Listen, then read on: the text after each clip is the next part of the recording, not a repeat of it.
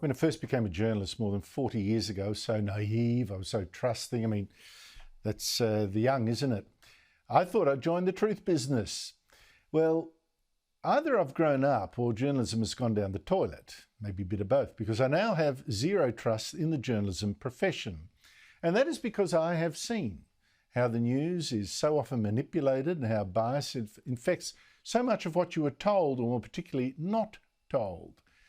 And the consequences are getting extremely serious, world-changing serious. Now, tonight I'll give you two more examples, and not this time involving global warming or the so-called stolen generations. I mean, I've told you before the truth about those.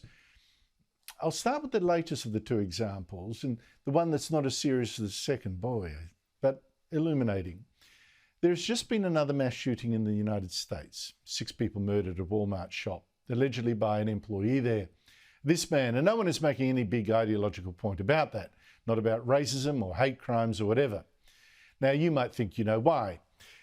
But that was not the case on the weekend when this man, Anderson Lee Aldrich, allegedly killed 5 people at a gay nightclub in Colorado.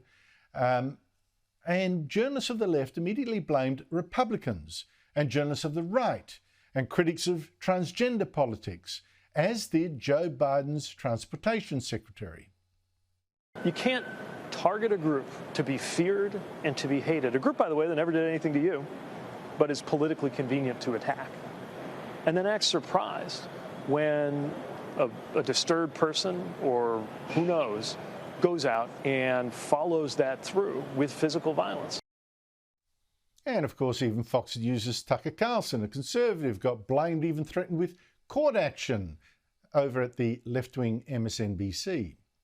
He's a consumer of the people we just rattled off, from Lauren Boebert to Tucker Carlson. Let's get it out. Let's get it out at trial. Those people should face civil consequences.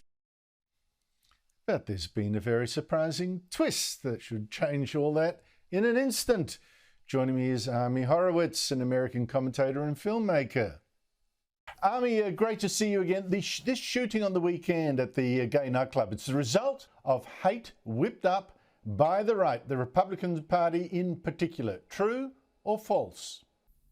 It's false. It's fact check, false. But of course, let's not let the facts get in the way of a good narrative, right? Because when it comes to media, it's narrative uber alles, right? It's the most important thing, narrative above all.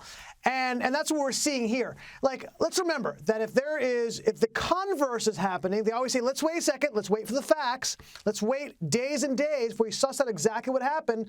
But when they saw an opportunity to politicize the death of 5 people at a discotheque, immediately they jumped on this train of let's blame the Republicans for this. But then the revelation came, this guy was non-binary. He was in fact himself, or they themselves, I think is the correct way of doing this, were of a gay, non-binary, trans association. So all of a sudden, the narrative had to switch. And look, I am telling you now, Andrew, this shooting is going down the memory hole. This shooting will be forgotten because now it doesn't fit the narrative.